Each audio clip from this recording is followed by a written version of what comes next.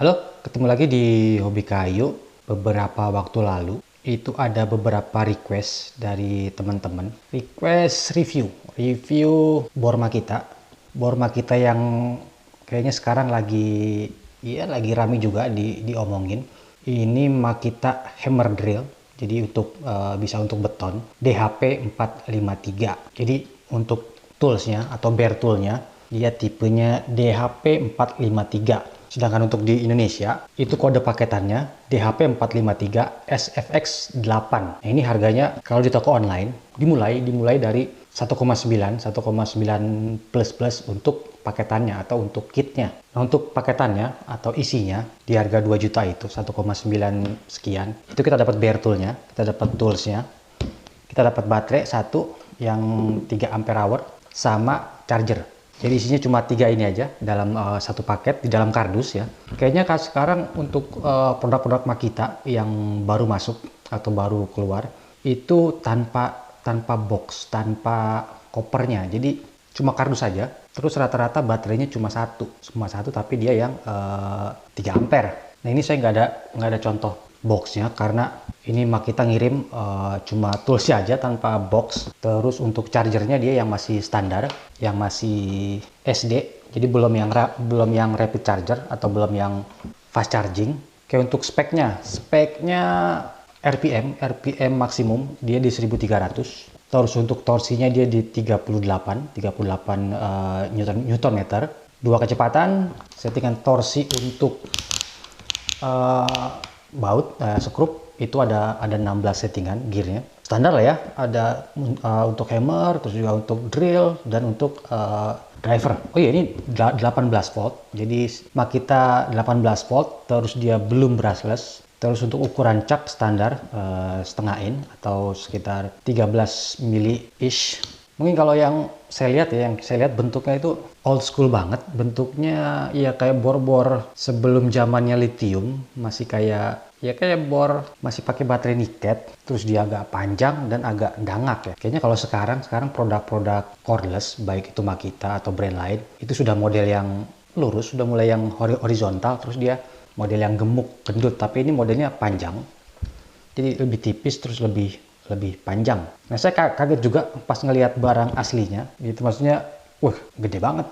Terus juga ya karena Makita terkenal dengan toolsnya yang compact, toolsnya yang kecil tapi powerful. Nah, pada saat saya ngelihat ini pertama kali, pada saat datang, yang saya tanyakan dalam hati itu maksudnya ya, apakah ini produk lama yang baru dimunculin di Indonesia atau memang seri yang old school, seri yang sebenarnya klasik. Kalau kita bandingin DHP 453 ini dengan yang versi di atasnya DHP yang 458 itu bentuknya beda. Yang DHP 458 sudah bentuk seperti bor pada umumnya. Nah, kemarin sempat saya tes beberapa hari buat ngebor tembok, terus juga buat ngebor kayu, baik kayu yang lunak, terus juga kayu yang agak keras. Kemarin saya ngetes pakai kayu bengkirai, terus juga sama kayu Borneo, kayu Kalimantan. Nggak ada masalah. Maksudnya ya sesuai dengan fungsinya, sesuai dengan powernya, sesuai dengan harganya. Di kayu oke, di baja ringan oke, di tembok juga nggak ada masalah. Buat ngebor yo powerful oke, buat nyekrup juga enak. Tapi mungkin kalau untuk 18 volt hammer drill yang bisa buat beton, mungkin kalau yang saya lihat kekurangannya itu di handle-nya ya, di handle pada saat kita mau ngebor beton. Karena biasanya kalau untuk bor beton 18 volt itu ada tempat buat kita pakai handle-nya, buat kita pasang handle, jadi biar lebih enak pada saat kita ngebor. Tapi tadi ya mungkin karena ini entry level, kayaknya ini hammer drill 18 volt paling murah dari Makita. Jadi mungkin lebih ke DIY, lebih ke teman-teman yang DIY. Itu juga ya mungkin buat yang produksi kecil-kecilan. Tapi kalau untuk yang kontraktor yang sering ketemu dengan beton, besi, ya mungkin pilihannya yang di atasnya yang 458. Nah, waktu pertama saya lihat fotonya Makita yang ini, itu saya kebayang mirip sama Maktek yang 071.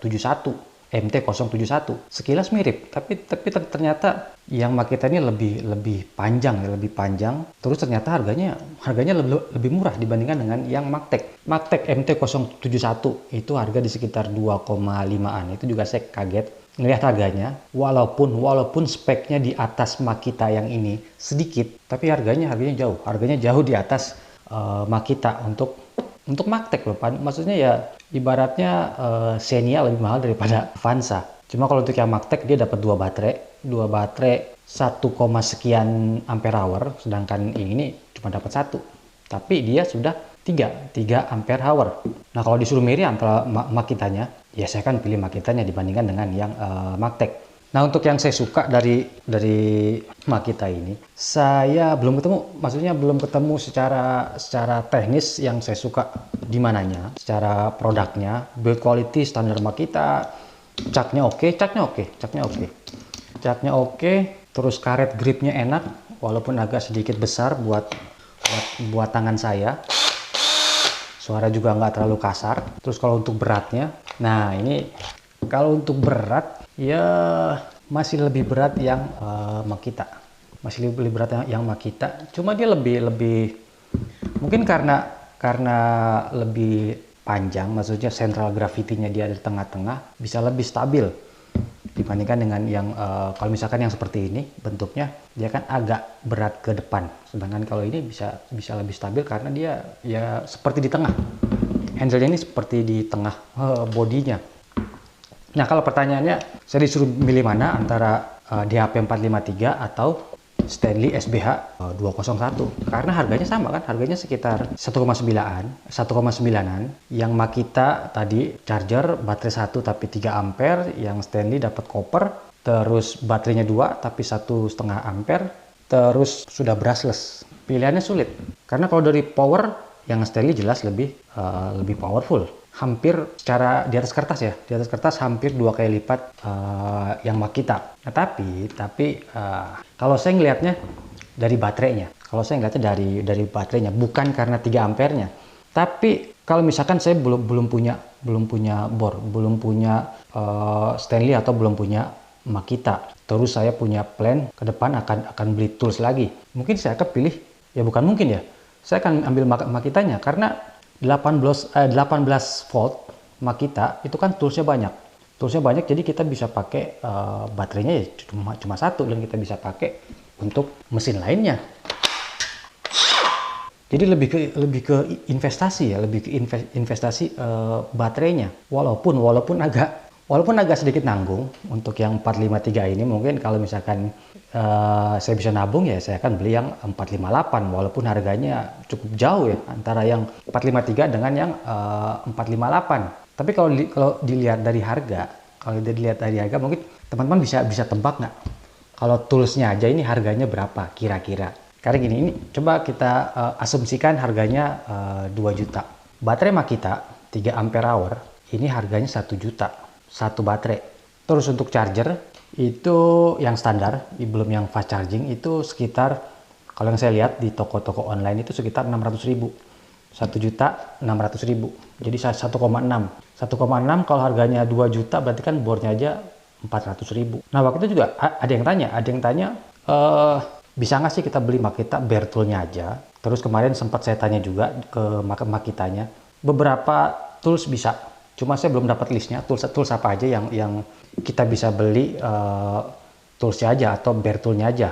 Dan saya juga belum sempat tanya apakah sudah ready bisa kita beli atau mesti inden. Oke, kayaknya itu aja review singkatnya. Mungkin kesimpulannya secara fungsi sih nggak ada masalah. Secara fungsi oke, sesuai dengan peruntukannya, sesuai dengan harganya. Saya suka dengan kelengkapan baterainya, walaupun tanpa box dan walaupun cuma dapat satu baterai, mungkin ya biar lebih murah. Terus kalau teman-teman memang mau invest terus juga rencana ke depan mau nambah alat lagi, khususnya untuk Makita, untuk 18 volt system Makita entry level bisa dibilang cukup. Kalau untuk orang hobi atau DIY ya sudah lebih dari cukup ya, sama juga dengan yang Stanley SBH itu sudah lebih dari cukup. Kalau saya sih ya berharap dari Makita atau brand-brand lain bisa cepat-cepat ngeluarin bare tool-nya, biar kita nggak boros numpuk charger, itu juga biar nggak boros numpuk baterai.